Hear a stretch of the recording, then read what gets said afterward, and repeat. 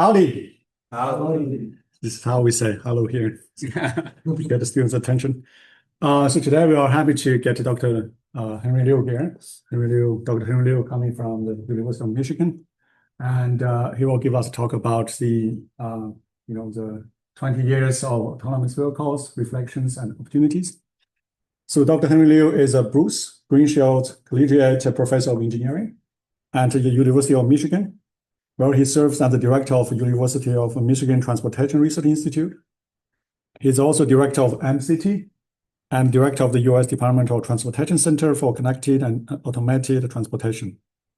His research bridges traffic systems, vehicle automation, and artificial intelligence, with a focus on safety, mobility, and real-world deployment.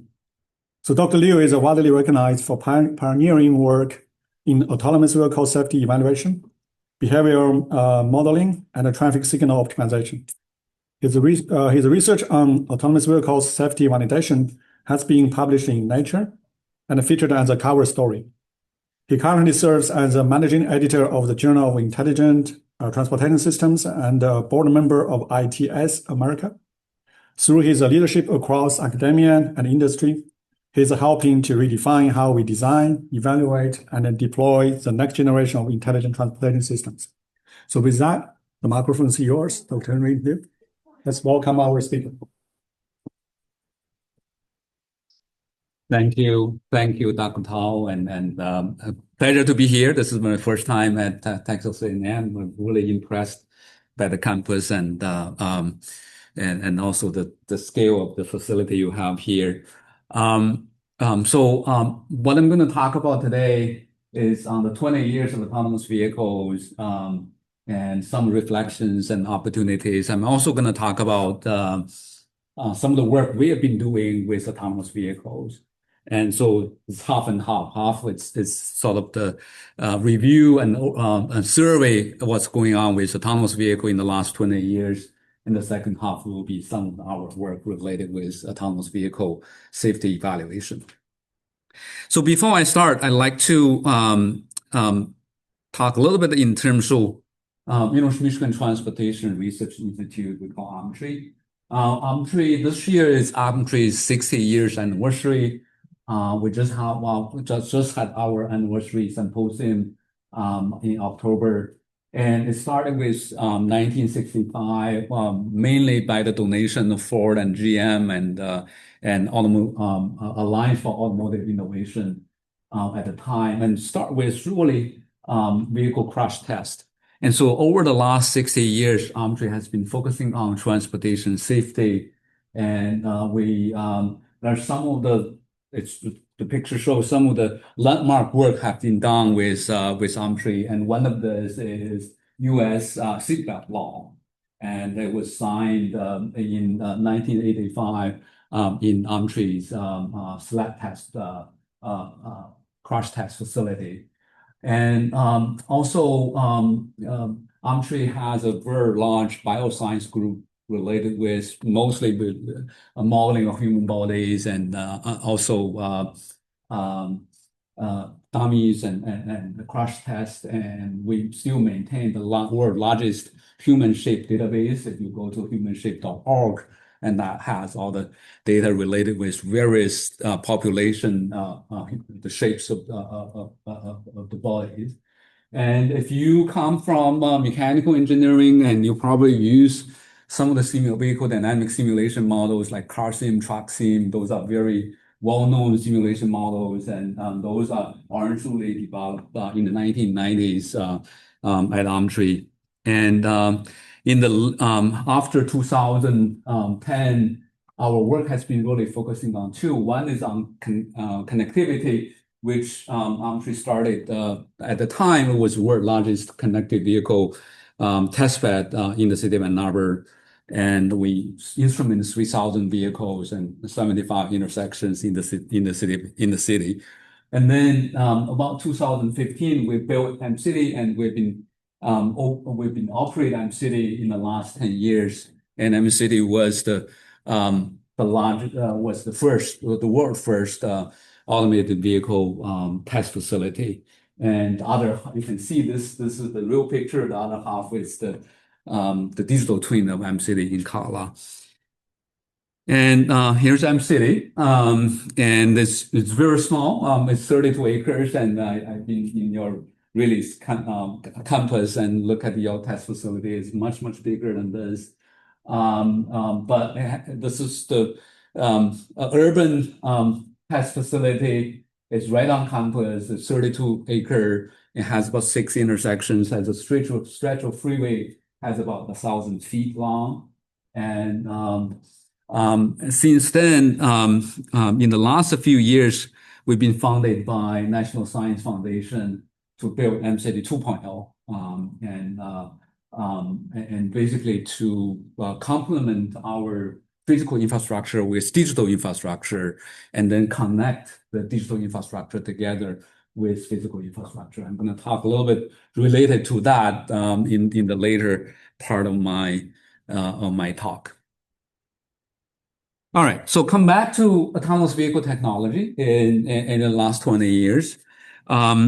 And it's all start with, it's earlier than 2004, but the real autonomous vehicle technology development really start from DARPA Challenge, Urban Challenge. And that's where the first generation of the autonomous vehicle technology has been developed. And then Google has this Google X Lab, and then they acquired the Stanford team as part of the DARPA Challenge, and they start to develop commercially related with autonomous vehicles in 2009. And that's where, everybody got a lot of interest in autonomous vehicle, and the large OEMs in Michigan was very nervous at the time, and they want to catch up in terms of autonomous vehicle development. And that's why autonomous vehicle get sort of the peak of the investment in 2016. At the time, most of the large OEMs have announcements say, there will be mass production of autonomous vehicles. And this is one from the Business Insider's intelligence related with these announcement. And then it didn't really happen. And with 2005 now, it's obviously we don't have 10 million autonomous vehicles. And Fortune magazine in 2022 has an article say a long cold winter is coming for self-driving cars, and the investment and the interest from industry get a lot lower related with this technology development. And then 2023, Cruise Automation, which is part of GM's effort to develop autonomous vehicle, they have this terrible accident on the street of San Francisco, and following that, they essentially shut down their autonomous vehicle division. The Cruise Automation essentially was abandoned and in 2024. And then in 2024, we will also see the interest from autonomous vehicles sort of coming back. And early last year, Waymo announced that they will expand from Phoenix and San Francisco into Los Angeles. And then this year, I would say this is probably the starting, really the prime year for autonomous vehicle deployment. You can see that this is Waymo's current map. The light blue are the 5 cities they are operating, offering autonomous vehicle service. And in San Francisco alone, they have 1,000 robot taxis. In total, they have about 2,500. And dark blue are those they have announced that they will be coming next year, including city of Detroit. And some of the smaller circles are those cities they are doing testing. You can see they're expanding and very quickly. And also, if you have interest on autonomous vehicle, you probably watch that. Similarly, in China, there's similar development. There's many cities also have autonomous vehicle services. There's Baidu, there's Didi, and some of these major players, and WeRide and Pony. These are major players working on autonomous vehicle technology. They also have deployment overseas, and I think Uber just announced that they will be working with WeRide in Abu Dhabi and to offer driverless services. So it's going sort of like waves in terms of autonomous vehicles. So development. So what really drive the autonomous vehicle development in the last 20 years, particularly for commercial development? I think there are basically two major factors. One is safety. That's obviously there's a lot of people concerned with safety. And to me, safety has sort of I would say two dimensions. One is we don't want autonomous vehicle to make mistakes, which we call commonplace errors. And so for some of the things, human driver will be easily handle. Those are the situations we want autonomous vehicle to be able to handle those as well. And so the other thing is statistically, we want autonomous vehicle outperform human drivers, and particularly sort of what they call neon drivers, which is non-impacted ice on the road. So careful, competent drivers. We want autonomous vehicle has better performance than those drivers as well. So there's a ceiling. There's also a floor in terms of safety performance for autonomous vehicles. And also the other factor is scalability. We like autonomous vehicle to be easily adapt to different locations, different weather, and things like that. And particularly the ODD, we hope that they have a minimum adaptation cost.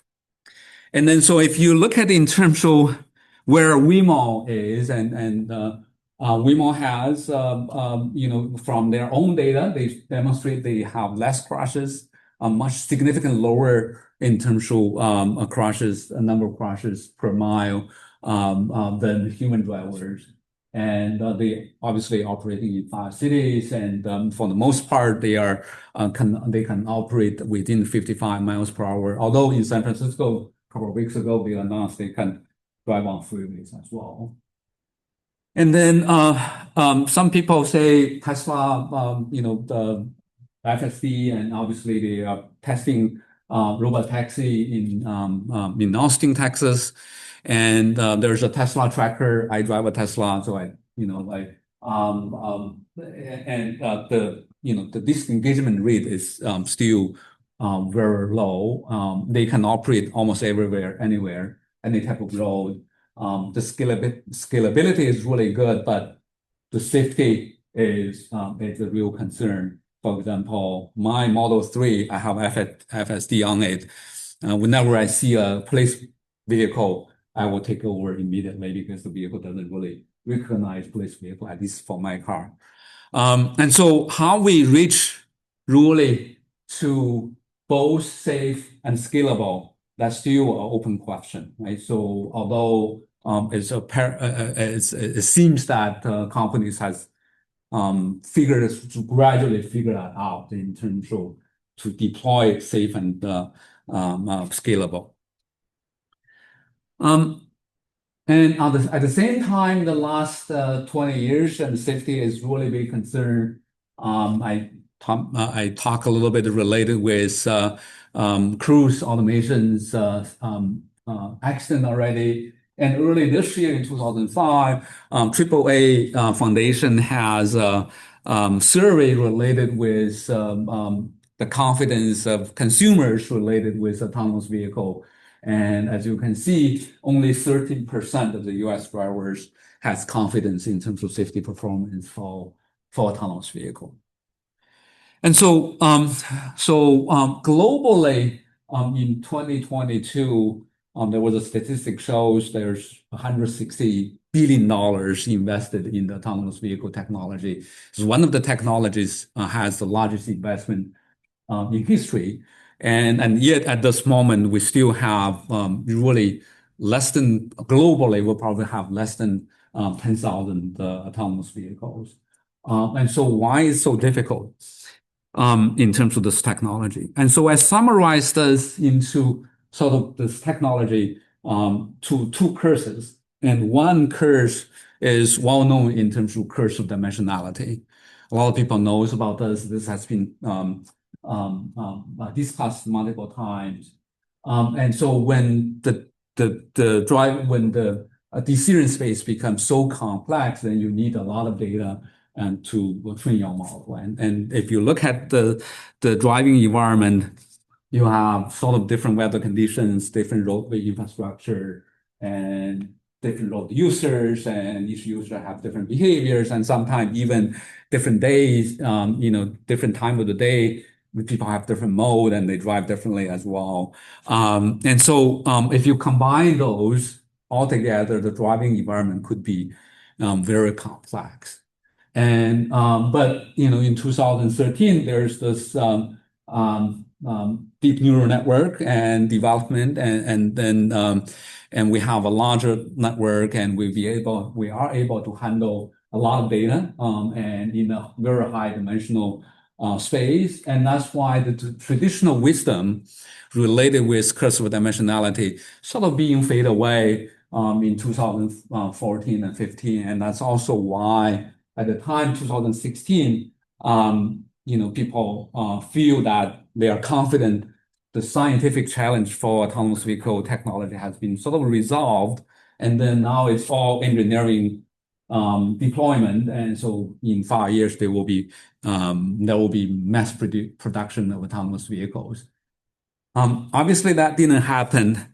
And that's mostly because the second curse, while we are working on the large models and machine learning models, we find out there's another curse, and sometimes people call this corner case, sometimes people call it long tail challenges. And it turns out whether it's long tail or whatever tail, it doesn't really matter. It's not really accurate. It's the most important thing is rarity, is the low probability of highly critical events happens and in the driving situations, and the autonomous vehicle have difficulty to handle those type of situations. And if you look at this picture, and the vertical axis is the occurring probability, and these are the horizontal axis is the scenarios. And so if you look at it in terms of the so-called long tail, and if you sort of like dissect in terms of the long tail, and some of these are sort of commonplace errors. And this is there's a paper in Nature Communications in last year from Central Florida. They were looking at what are the disengagement scenarios for autonomous vehicle. They look at over the last 10 years for all the disengagement coming from California DMV, and they analyze those. And what they find out for most of those disengagement at the time, they are sort of commonplace errors, meaning that for human drivers, these are very easy to handle. They should not really have any problem. And for example, this type of situation, which Tesla has difficulty to, has an accident. And so this is, the truck is doing left turns, and then, the vehicle didn't really see, sort of driving through the trailers, and that's obviously result into a fatal accident at the time. But for human drivers, we can easily see there's a truck, right? And so these are not difficult for human drivers at all. And then there are challenging cases. And this is one of the cases from Waymo's website. And I think I have a video here as well. And so this is autonomous vehicle driving. There's a sort of the pedestrian is suddenly falling to this is the pedestrian sort of falling to the street, and then the autonomous vehicle has really very little time to react to these type of situations. Well, if you look at it in terms of the disengagement, the total disengagement cases coming from that paper, it shows that those those errors or disengagement cases, 95%, 94 point something percent are commonplace errors. It's basically those are easy situations for autonomous vehicles. Really, only the challenging scenarios are not it's only less than 5%.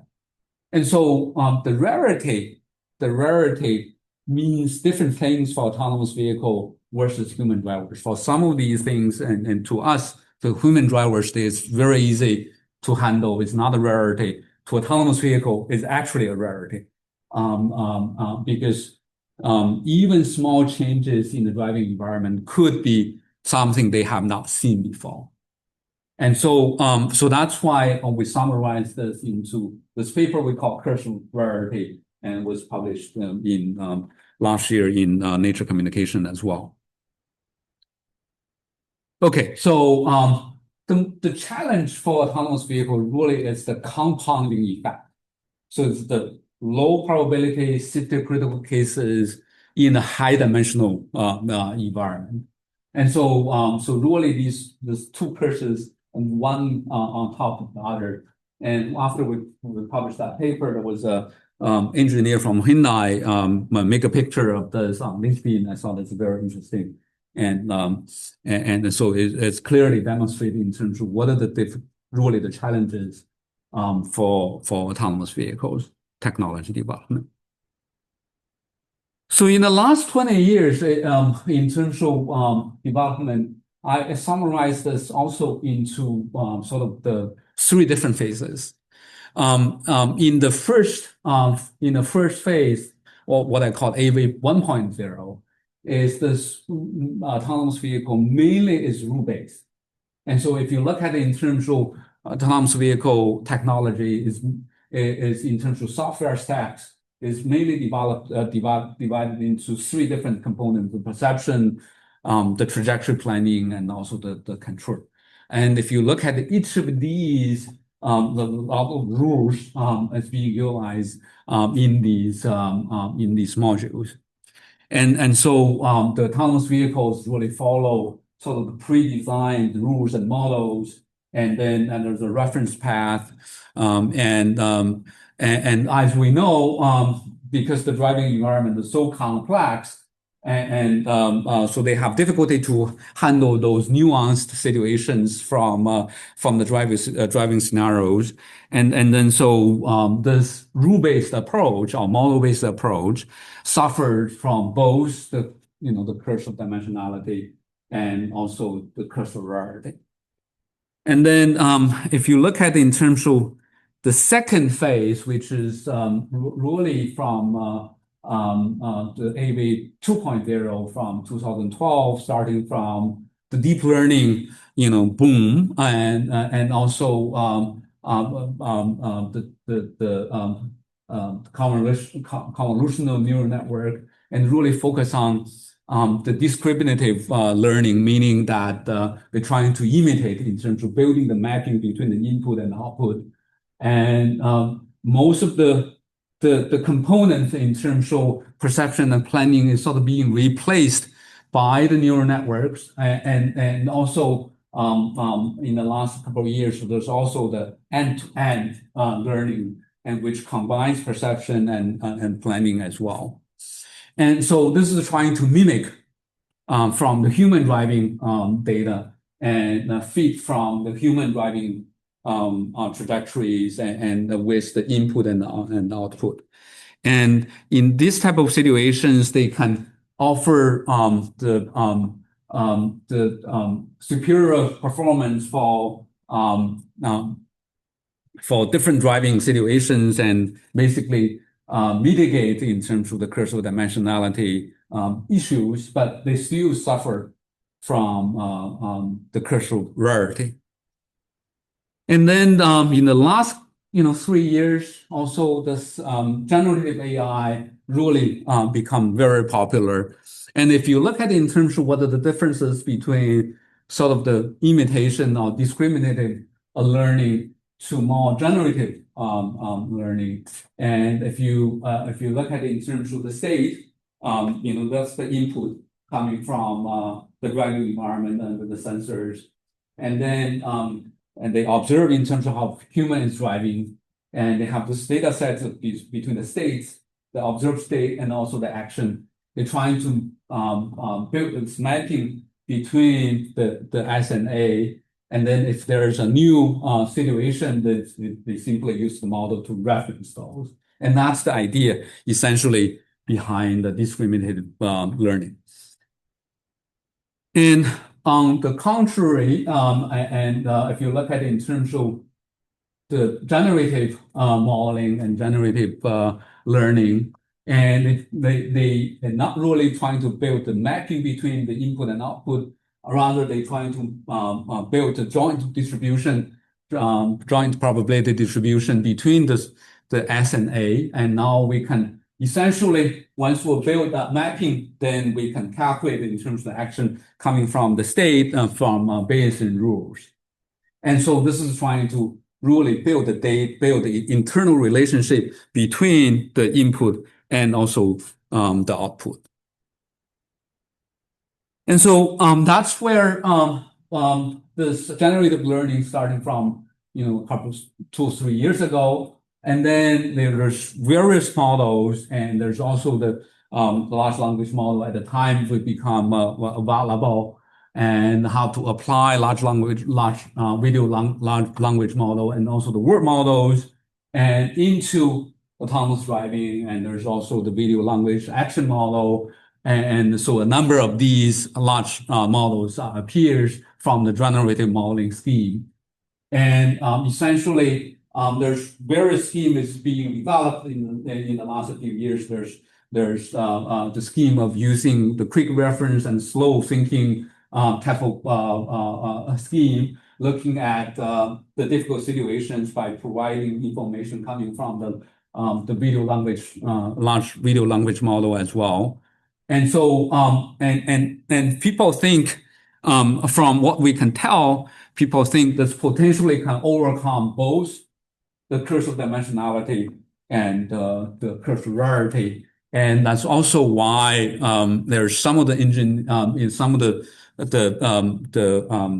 professionals or engineers, and they feel that with generative learning, they have enough the technology breakthrough is there, and they can use this generative learning for really build a simulation pipeline for them to try out different type of situations, and also the learning pipeline so that they can inference in all sorts of scenarios. And they feel they have the technology, now they can scale. And so, so that's what happening in the last 20 years. And that's also why this year in 2025, you see many exciting news related with autonomous vehicles. And so if you look at it in terms of the individual, sort of the milestone development in AV 1.0, 2.0, and 3.0, the 1.0 is really focusing on the rule-based development, mostly based upon the finite state machines. There's at the same time, there's also V2X, or vehicle to vehicle to infrastructure and HD map and things like that being developed. The AV 2.0 replacing some of the models by using the machine learning, replacing the component with machine learning models. And what you can see is the perception. There's the YOLO model, there's the bird eye view model, the BEV former, and there's also comparatively, there's also parallelly in parallel, there's the prediction modules, and also the planning modules are replaced by machine learning models. And so actually, it was sort of like roughly around 2015 and 16. That was the time when AppCity was established to offer the test set for autonomous vehicles. And AV 3.0 is really based upon the generative learning and the large language models, and really this is in the last 2 to 3 years. So if you look at it in terms of what are the things happening in the field in the last 2 to 3 years.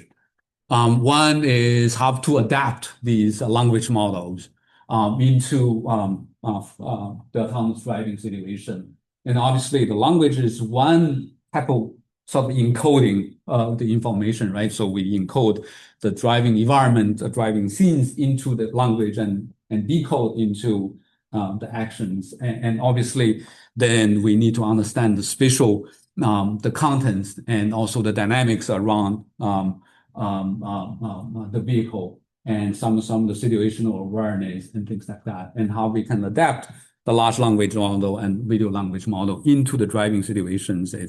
It's one of the things people are doing. And also at the same time, there's word model become very popular, particularly the physically encoded word models, and then explicitly encoded physical constraint dynamics, and also learn from the interactions between the actors, among the actors, and to build these word models so that we can utilize the word model to understand the driving environment, also at the same time to help us to train the autonomous driving as well. As you know, in the last few years, with generative learning, one popular field was booming is the embodied AI, which is robotics, and there's a lot of development on those. And there's, obviously there's autonomous vehicle, there's drones, and there's other advanced air mobility. There's also robotics. A lot of these are sort of navigating through the physical environment. And so there's also people are doing sort of like a foundation model for driving, right? So the driving has certain characteristics, and human, we can adapt to different situations. We can adapt to different cars, different trucks, and drones and others, and can we have foundational models to sort of driving different type of vehicles, and that's another sort of directions that people are working on. So those are sort of our reflection in terms of the last 20 years with autonomous vehicles. And so in the second half, I'd like to spend a little bit of time to discuss some of the work we are doing. And so one of the things I should say, when I moved to University of Michigan in 2014. Before that, I was a professor at the University of Minnesota. And when we moved to Michigan at the time, we were designing MCity, and we also have the construction, and one of the things we were discussing among the faculty member in sort of automotive and transportation is to look at how we can, what are the things academic can do. At the time, there was a lot of investment in autonomous vehicle technology development. And one of the things that was clear to us that we can't really compete with companies on, technology development, particularly on autonomous driving. The company like Google, Ford, and GM, they have, hundreds of engineers with PhDs and develop this technology. And if, as an academic, if we, focus on a full pipeline of autonomous driving, we are most likely not going to be able to compete with them. And so one of the decisions we made as a collective is that we can focus on, testing and evaluation of autonomous vehicles. And that's mostly because University of Michigan is well-known on automotive and transportation. And we are in the backyard of automotive industry. And we have the reputation and also the expertise to sort of help evaluate when an autonomous vehicle is developed and how that can be really deployed and what's the safety performance of these. So that's why we sort of design and build MCity. And so if you look at it in terms of autonomous vehicle safety testing, at the time, in terms of in 2014, really most of the focus related with autonomous vehicle, or existing protocols and standards related with autonomous vehicle safety testing is really focusing on functional safety. And a lot of these is really sort of the hardware and software box, right? So, how we can design the program to avoid these bugs. And also, there's at the time, there's SOTIF, safety of intended functions, which is related with autonomous driving, is also sort of being developed from in the auto industry and also the autonomous vehicle developers. And this is looking at in terms of system sort of so-called insufficiency, meaning that in some of the situations, your current system doesn't really have the capability to handle. For example, if you don't have radar, LiDAR situation, you may not be able to see in the foggy with the foggy road. And so in those type of situations, and so those are the system insufficiency. And then we want to make sure under different type of ODDs and then these system, the autonomous vehicle, the autonomous driving functions work properly. And so one of the things as a transportation engineer, I was not doing autonomous vehicle before I moved to Michigan. One of the things in 2014 and 15, we were looking at how, as a transportation engineer, to contribute to the autonomous vehicle technology. And we started to work on what we now call behavioral safety.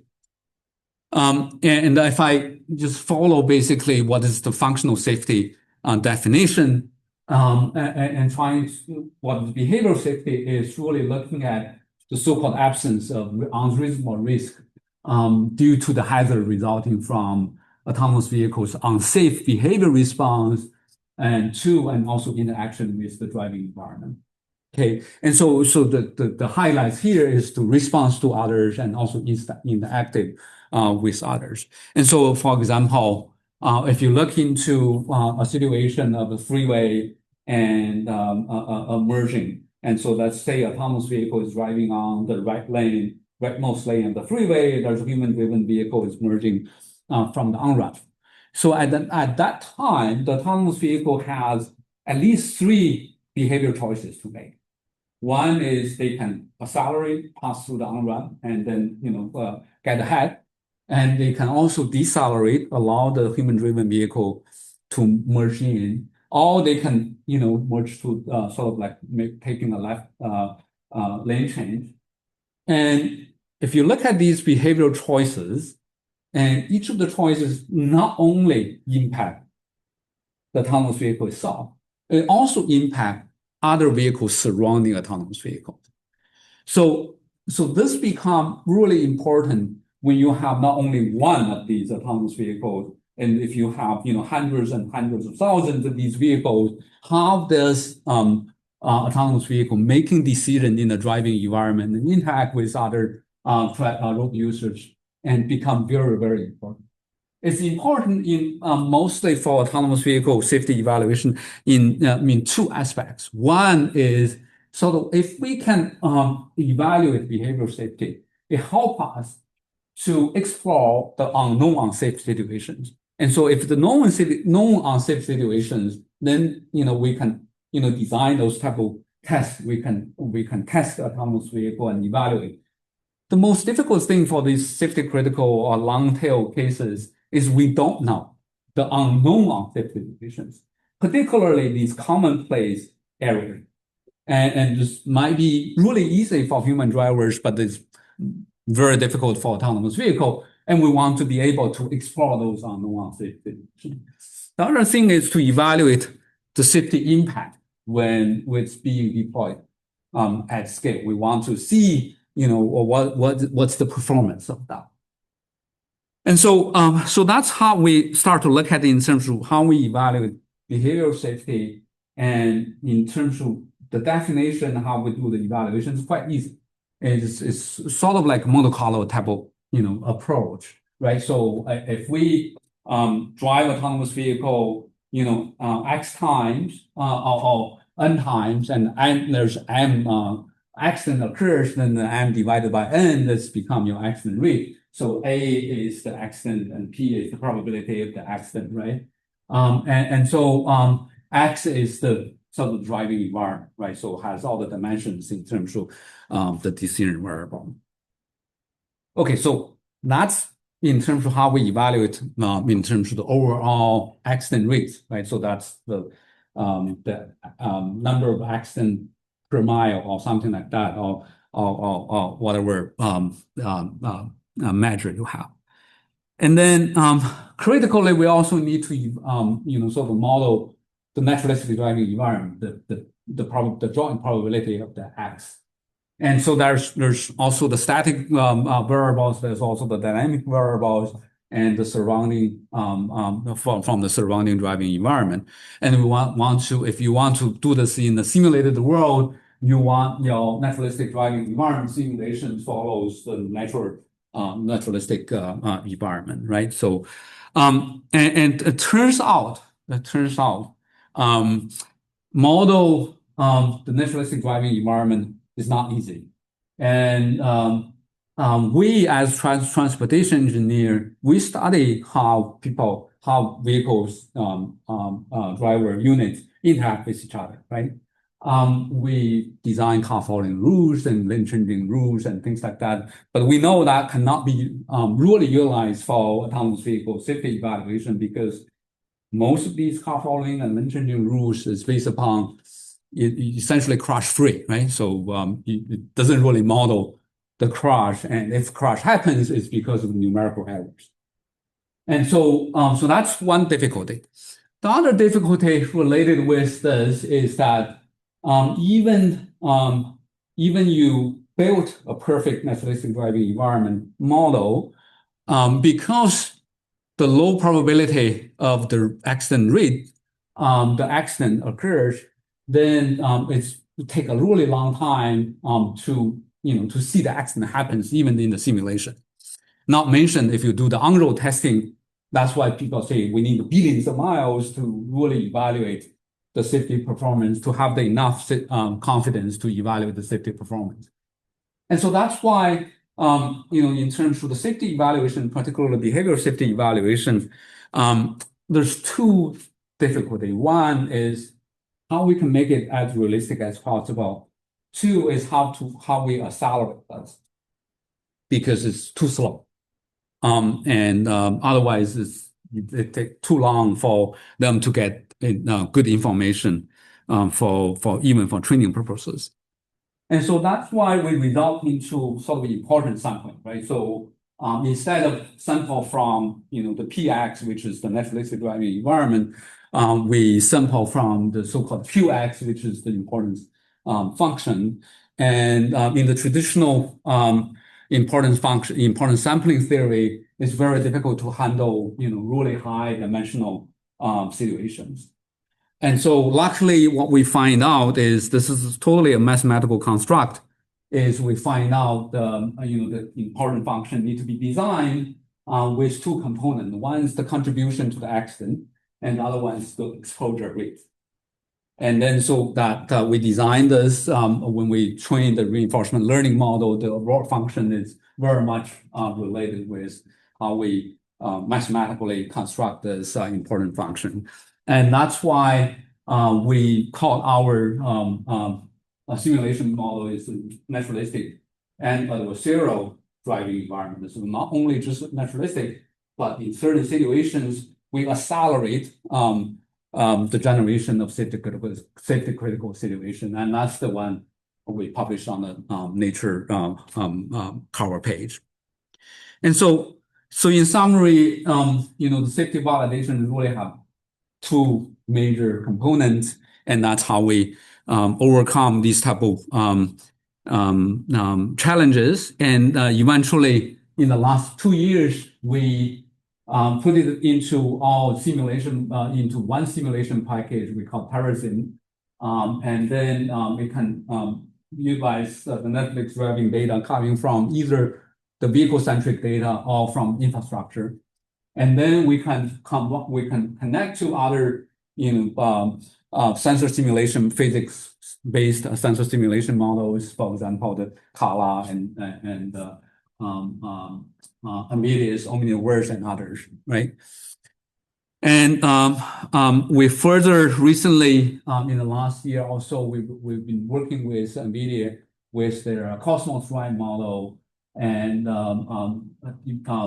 is combine that to offer a full pipeline of the simulation model for testing autonomous vehicles, and starting from generating high definition map, because generating the map is also a time consuming exercise. And in this case, we utilize the large language model to help us to extract the HD map coming from the satellite images, and then our naturalistic driving environment, and combined with the Cosmos Drive, and to generate sensor input, and we can also do the stress test.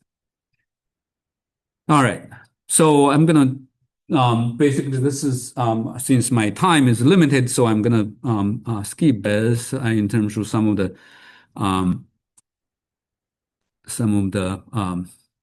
videos, and this is to show you we can generate a simulation model anywhere in the world. And so this is Paris.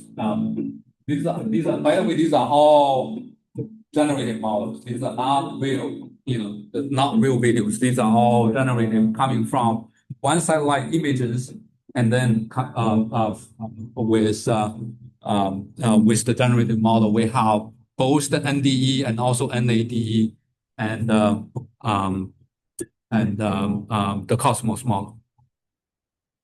Okay.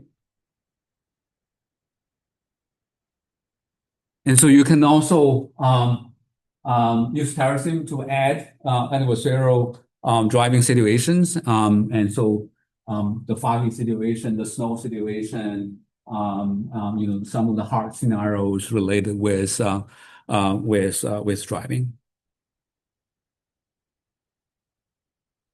And so this is the MCity digital twin. We combine the Terrasim together with our digital twin, so we can offer a full simulation model for MCity.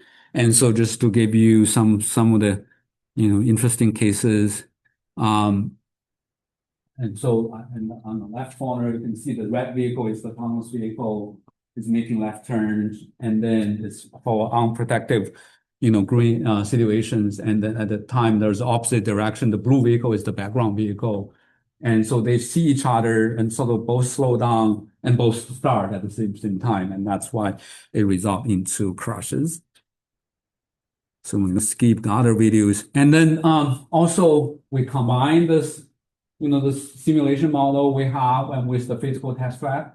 And that's the physical test track. And we do some of the autonomous vehicle companies doing the test at the time for pedestrian. And then this is you've seen this digital model. We combine these two together. Now we have a mixed reality environment. So we have a physical vehicle running. We also have the virtual vehicles as surrounding traffic and challenging autonomous vehicles. And so you can see that. So this is autonomous vehicle running on AutoWare, which is the open source full stack model for autonomous driving. These are the simulation. This is ROS visualization, and this is the camera inside of the physical vehicle, autonomous vehicle. You can see this is, from the physical view, is nothing on the road on the freeway section, but we feed these virtual vehicles to autonomous vehicle and to test it out. And so with that, we are able to do all these tests for autonomous vehicles in terms of the accident rates, and also trying to explore what are the situations autonomous vehicle doesn't work. In this case, for AutoWare. So you can see this is Michigan even at the snow situations. Then in the last couple of years, also we put together our behavioral safety testing into this MCity Autonomous Vehicle Safety Assessment Program. And then we have two parts. One is we call driver licensing test. It's basically trying to utilize the existing scenario-based approach to do the testing for known scenarios. And then the driving intelligence test is trying to explore known unsafe situation and also give you overall evaluation of the autonomous vehicle safety performance. Now, when we combine these together, we can also offer remote sort of testing. And I see Professor Pandey is at the back, and he's part of our project. We working with a number of faculty around the country, and so you can, you have your control algorithm, whatever algorithm, and you send your command to MCity through MCity OS. We forward those commands to the physical infrastructure, either in the vehicle or in the physical road infrastructure, and to control those, and we send back information and with that loop. And so this is one of the testing we did with University of Washington, and the University of Washington researchers remotely control the vehicle and also the traffic lights. And the simulation model is provided by Terraform. All right. So and that's one of the that's the MCity 2.0 project, which is ongoing and with. So that's all I'm going to talk about. But if you have interest in terms of the theory of work we have been doing with autonomous vehicle in the last 10 years or so, there's a Kurzweil rarity paper. There's a naturalistic and adversarial driving environment paper. There's a summary of the Terraform paper and some of the Terraform World paper, which is combined all together with the NVIDIA Omniverse. We also early this year, we also have the survey paper looking at the last 20 years autonomous vehicle development, and then the behavior safety assessment paper. All of these papers, the latest papers, all under review, and they all available on the archive. And all of the code are open as well, and Terraform is open source, and it's openly available. It's all the source code is under either my lab web page or under MCity's web page, and you can actually access from the barcode over there. I have to also acknowledge every presentation. I have to acknowledge my sponsors, the US DOT Automated Driving Demonstration Program, the UTC I'm leading, and also the National Science Foundation give us the MCity 2.0 project. With that, I thank you for listening, and then I'll be happy to answer questions. Is that our speaker? Any questions? I see this online message. Go ahead. So you're not allowed to answer. Your naturalistic driving environment representation X, you have the matrix, right? So it has position and time. Yeah. Position and velocity at given time. So I have two questions for this. Have you also tried including acceleration as another parameter to that matrix? Does that help? Or velocity is just to kind of give you because I would think that any given time, if the vehicle is accelerating, it will have a future which is different than if it is decelerating at the same time with the same velocity and same, right? Yeah. So that's one. And then second question, in that matrix, do you account for if the vehicle or the agent is autonomous or human, or doesn't matter? The first one is easy. The second one is difficult to answer. And the first one is it will definitely help if you have the second order information. However, the information we're getting from the roadside or from the vehicle cameras, and mostly these are, you can only estimate in terms of location and speed. It's difficult to get to the second order, and the second order is, the information has too much error. It doesn't really mean, and so that's why we use only the first order. The second question is how all we're using right now is the naturalistic driving environment, all from human driving. And with increasing level of the penetration rate from autonomous vehicles, and how autonomous vehicles really will impact other vehicles' behavior, we don't have enough data But that's a really interesting topic, right? So the PX, supposedly if you have a lot of autonomous vehicles, the other vehicles, the other drivers, the behavior choices might be different. And so that might have different, the PX might be changed as well. But right now, given that the autonomous vehicle is still very limited penetration rate, right now it's all human driver. Any other questions? Go ahead. Thanks so much for the gorgeous presentation. So I have a question related to the Cosmos that you're using, right? So when you're doing the Gen8 Cosmos to simulate the vehicles driving videos from satellite image, so is that very controllable? For example, you can customize the vehicles, from a sedan to a truck or adjust lighting conditions or so forth. Oh, yeah. So if I go back to a little bit,